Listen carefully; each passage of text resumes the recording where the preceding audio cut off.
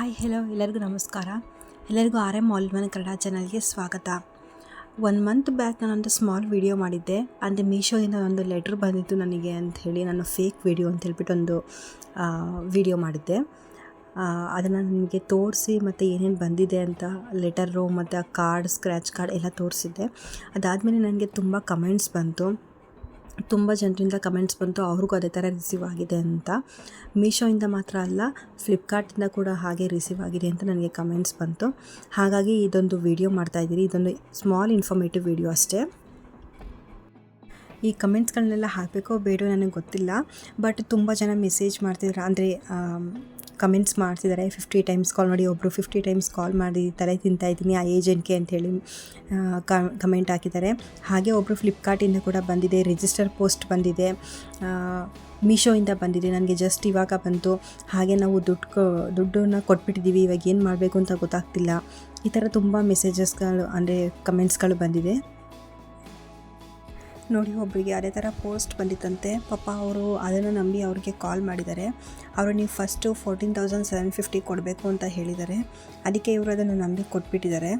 But ಕೊಟ್ಟ ಮೇಲೆ ಹೋಯ್ತಲ್ವ ದುಡ್ಡು, ಒಂದು ಸಲ ಕೊಟ್ಟರೆ ಹೋಯ್ತು, ಮತ್ತೆ ಬರೋದಿಲ್ಲ.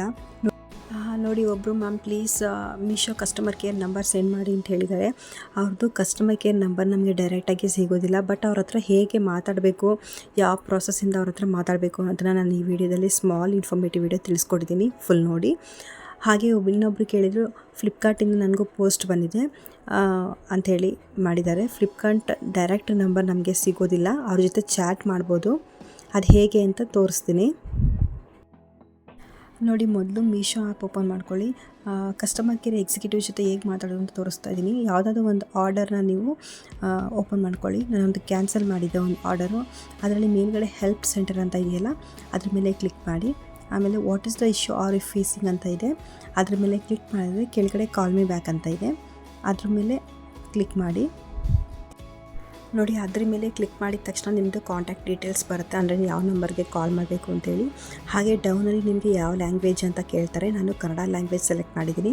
ಸೆಲೆಕ್ಟ್ ಮಾಡಿ ಸಬ್ಮಿಟ್ ಬಟನ್ ಕೊಡಿ. ಅವರೇ ವಿದಿನ್ 20 ಮಿನಿಟ್ಸ್ ಆರ್ 15 ಮಿನಿಟ್ಸಲ್ಲಿ ನಿಮಗೆ ಕಾಲ್ ಬ್ಯಾಕ್ ಮಾಡ್ತಾರೆ. ನಂತರ ನೀವು ಏನು ಪ್ರಾಬ್ಲಮ್ನ ಫೇಸ್ ಮಾಡ್ತಾಯಿದ್ದೀರಾ ಅದನ್ನು ಅವ್ರ ಹತ್ರ ತಿಳಿಸಿ, ಅವರು ಹೆಲ್ಪ್ ಮಾಡ್ತಾರೆ.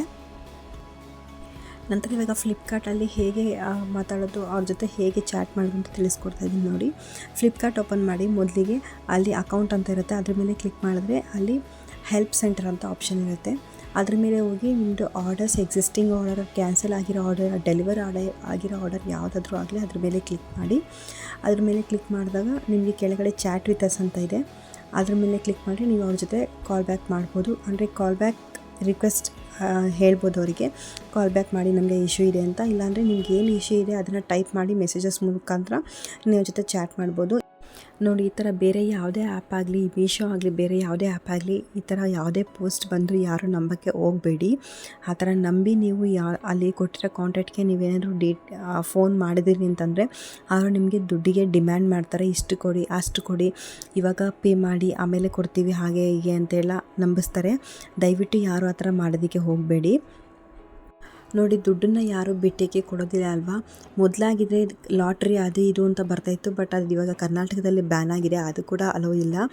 ಹಾಗೆ ಗೂಗಲ್ ಪೇ, ಬೇರೆ ಆ್ಯಪ್ಗಳು ಪ್ರಮೋಷನ್ಸ್ ಅದು ಇದು, ಅದರಿಂದಾದರೂ ಅಟ್ಲೀಸ್ಟ್ ಸ್ಕ್ರ್ಯಾಚ್ ಕಾರ್ಡ್ ಅಂತ ಬರ್ತಿತ್ತು, ಸ್ವಲ್ಪ ದುಡ್ಡಾದರೂ ಬರ್ತಿತ್ತು ಆವಾಗ. ಬಟ್ ಇವಾಗ ಅದು ಕೂಡ ಸ್ಟಾಪ್ ಆಗಿದೆ. ಹಾಗಂತ ಅಂದಮೇಲೆ ಯಾವುದೋ ಯಾವುದೋ ಸ್ಕ್ರ್ಯಾಚ್ ಕಾರ್ಡ್ ಬಂತು, ಯಾವುದೋ ನಮಗೆ ಲಾಟ್ರಿ ಬಂತು, ಈ ಫಸ್ಟ್ ಪ್ರೈಸ್ ಸೆಕೆಂಡ್ ಪ್ರೈಸ್ ಅನ್ನೋದಕ್ಕೆ ಯಾವುದು ನಂಬೋದಕ್ಕೆ ಹೋಗಬೇಡಿ. ಇದು ತುಂಬ ಸ್ಕ್ಯಾಮ್ಗಳು ನಡೀತಿದೆ. ಮತ್ತು ಇದು ಅದಕ್ಕಂತಲೇ ಒಂದು ಶಾರ್ಟ್ ವಿಡಿಯೋ ಮಾಡಿದ್ದು.